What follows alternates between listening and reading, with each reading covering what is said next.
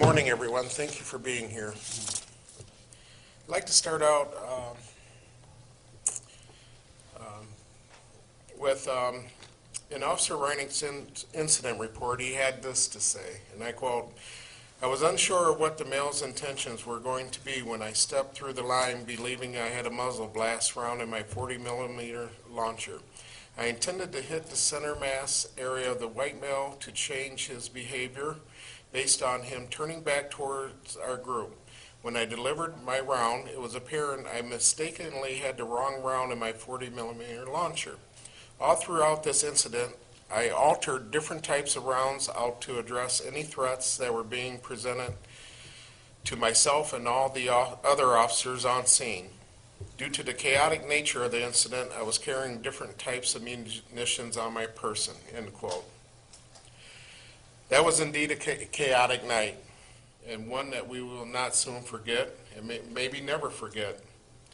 Fires were being set, properties were being vandalized, officers were being threatened, assaulted by bricks, bottles, and other dangerous items. Fireworks were being ignited along with pipe bombs.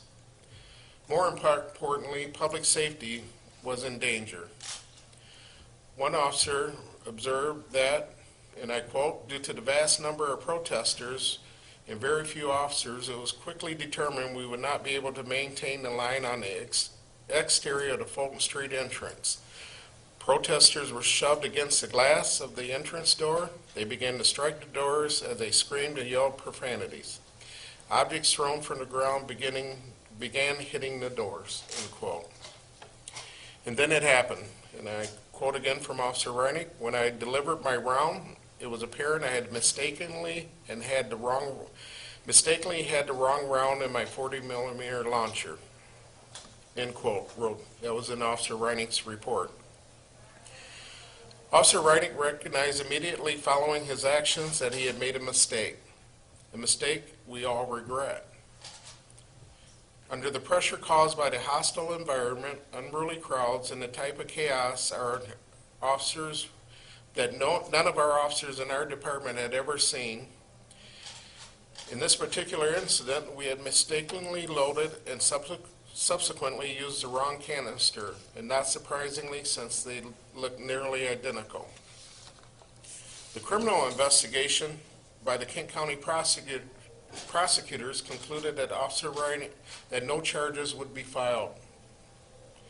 Our internal affairs investigation found that the complaint against Officer Reinig alleged unreasonable force was sustained, stating that, and I quote, "Although Officer Reinig firing of a speed heat munitions that struck Hart was not intentional, it still did not take away from the fact that it was unreasonable force."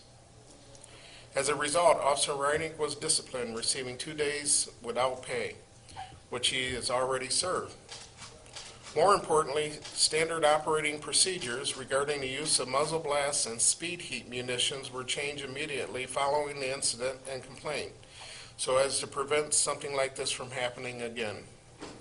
Officer Reinig is a 7-year veteran of our department, 3 of them in the SRT unit. He is a decorated officer with no history of any disciplines involving force and is highly respected by his fellow officers and his superiors. And he has expressed remorse throughout this investigation and review. We never want these types of incidents to happen. Mistakes were made. And I apologize that an incident like this has happened. The civil arrest on May 30th is unlike anything we have seen in our community, and we hope to not experience it again. I would like to think that we have all learned from this unfortunate experience. I will continue to work hard to hold all of our officers accountable, just as I will continue to work on the building of mutual trust and mutual respect that will allow us to work closely together so that we can prevent incidents like this from happening again. Now I ask Officer Garrett to come up with the rounds and explain briefly what each of them are. Morning. Excuse me. My name is Officer Joe Garrett, like Chief explained here. There's 2 rounds here that are in play that we're discussing this morning. The round that was actually launched from Officer Reinick on May 30th is Speed Heat CS. This is a long-range projectile. The objective of this projectile is to be launched from a place of distance. The range on it is 125 to 150 yards, typically from behind a line into a crowd. This is the projectile. This is the munition that Officer Reinick shot on the evening of May 30th. The munition that he thought he had was a muzzle blast CS round. As you can see, they're very close in appearance. The muzzle blast round is the optimal effective range for that is about 10 feet. There's actually no projectile that comes out of this round here. There's just a little cardboard insert. The objective is the place of impact to hit center mass right around somebody's sternum, and this just shoots a plume of CS. If you look at Officer Reinick's movement on that night, it's pretty obvious that he thought he had a muzzle blast CS round in his 40mm launcher. Any questions? Are you guys able to articulate at all the policy changes that are going into effect after this? Yes, sir. It would be inappropriate to get into specifics, but I think generalities are okay. Yeah, so our legal aid, Kristen Riwa, and I, we rewrote our SOP for the SRT, and we made some specific team assignments. We all learned from this incident. We're all growing together. We made some specific team assignments to avoid this in the future. I might add, Officer Garrett is our subject matter expert who is qualified to train the trainer. He's received that training, and we were within the standards of what you had been taught that night. We have taken this further to try to avoid this. I guess it's a higher standard than what the national teachings are. What's the national teaching? Again, getting into specifics would probably be inappropriate, but there were multiple. Officer Reinick had multiple munitions on his person that night, which was his training. We've taken it to a different level to avoid that in the future. Was it necessary to use any type of canister after the man was maced? Yeah. And you can follow up with that. I mean, this incident occurred 2 hours after an unlawful assembly had been declared. He had been maced. From the videos that we received, it was obvious that the mace had little effect upon him, and maybe you can talk more as a chemical munition expert why this round was then deployed, or what we thought the muzzle blast. Yeah, so we use the term mace. It's actually OC. It's Olariosin capsicum, and that came from aerosol disperser. This is actually CS. It's orthochlorobenzylmalonitrile. They're actually different micropulverized chemicals. So we would like to expose that individual to both agents. They actually have different objectives, clean up different, etc. A whole bunch of technicalities I won't get into. Sure, but I'm saying, was it necessary for a second type of gas to be used? Because in the video, he's not moving forward, he doesn't appear to have any weapon, and after we interviewed him, he said that having that happen to him actually increased his anger in an already tense situation. I can't speak for what the officer was feeling at that time. I think Officer Reinick documented it, but we do like to introduce 2 different agents to an individual. So you feel like that was necessary, 2 different agents? Yes, I think I read there, it did not appear to change his behavior. He was still at the line. In fact, turned back to confront the line. At that point was when the other application was made. And how quickly after that incident happened was the officer pulled from the street? He continued that night, and once we became aware of this incident, an investigation started, and then when the criminal process started, he was put on leave. So do you know roughly how many days that was? I don't. It was several days afterward. I don't have the exact time. Could another de-escalation method, could it have been used rather than doing this? Again, as I mentioned, this is already, we were 2 hours into an unlawful assembly. Announcements were clearly being made. could be heard at the time of this incident for people to disperse, that they could be subject to arrest and chemical agents. Those announcements had been going on for 2 hours. Mr. Hart confronted this line several times. In fact, he was there initially, left, and then came back. And I think he was interviewed, and he even admitted he had bad intentions at that point when he returned. So, I mean, as I mentioned, this was a chaotic situation. We had never experienced that before. We prepare for these type of incidents. A mistake was made. We fully acknowledge that. Officer Reining acknowledges it. We will continue to learn from this incident and make sure we're serving the community well. Has the department apologized to that individual? I believe our internal affairs have reached out to him to let him know what well, he was notified of the criminal results, and we let him know the results of the internal affairs investigation. But as I stated, Officer Reining has showed remorse through this incident. I also show it. This is not something that we wanted to happen. If you look at the total time and everything that went on that night, we still have to hold our officers accountable, but there was a lot of chaos that night. And our officers performed very well, along with other officers from around the region that came in to assist us. I wish this would not have happened, but it did.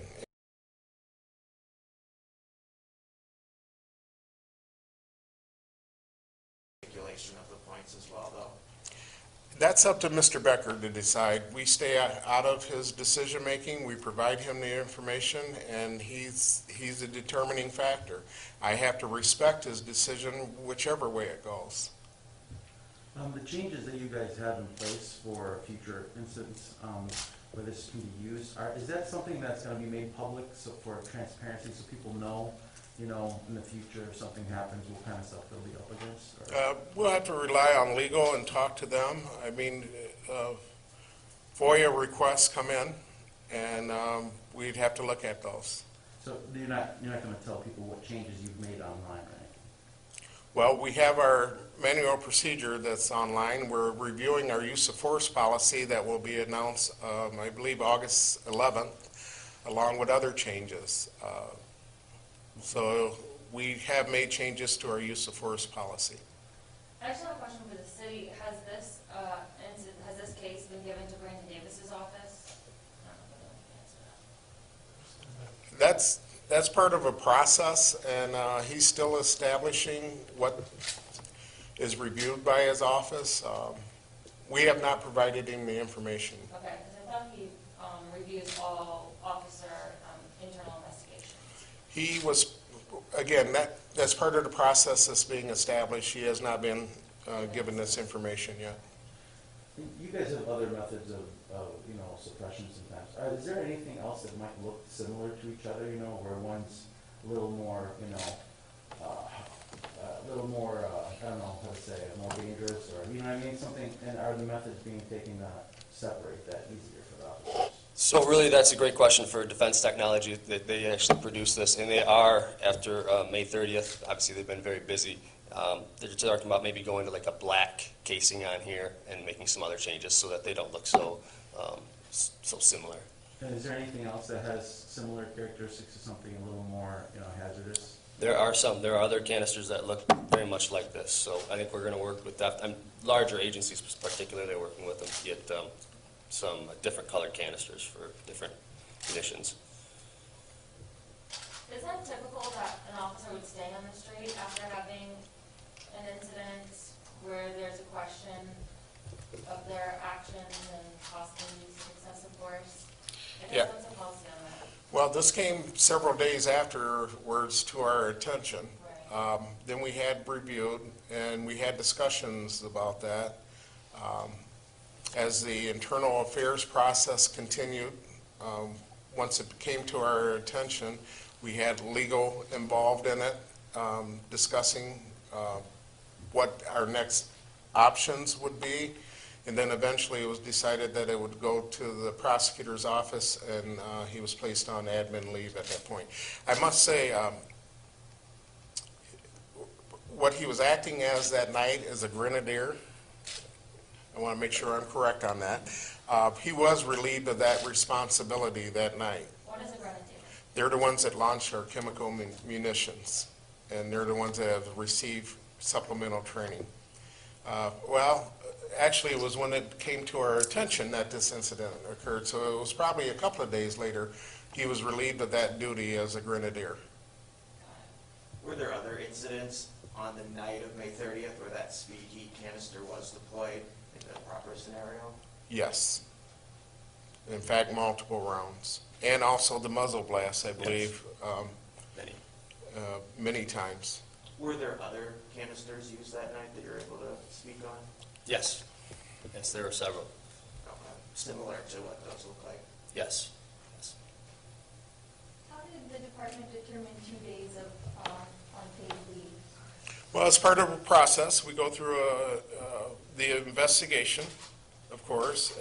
Internal Affairs bring their findings to, we call it our Internal Affairs team, where we sit and discuss exactly what if it's sustained or not, and this was sustained, and then we move to what the corrective action would be. And in this particular case, 2 days was what we determined was appropriate to correct the behavior. What do you hope the public gets from this press conference? From this, we are open, we admit our mistakes when they occur. We hold our officers accountable. I hope they fully understand, though, the chaos that was going on that night and what our officers were dealing with, and how much of a situation over a period of time where this was an incident that occurred just momentarily and a mistake was made. Officers did a lot of great things that night, using a great deal of restraint. They were in unprecedented times, and this was a mistake that occurred. We're holding the officer accountable, and we acknowledge it. And it could have been worse, ultimately. It absolutely could have. Those canisters, the one that he mistakenly used, can that be deadly? I mean, can that provide deadly force? I guess how strong is this canister? I guess what kind of damage can it do to a person's body? I guess because So- it wasn't supposed to be fired at that close of a range. Correct. It's supposed to be for crowd dispersion. Right. So it comes in, you angle it in, kind of lob it in. So it comes out at about between 375, 400 feet per second. We call all these munitions less lethal. When they came out, they were called less than lethal. Okay. After around the country, things have evolved. They're called less lethal. If you hit somebody in the head with one of those rounds in the wrong spot, it's possible.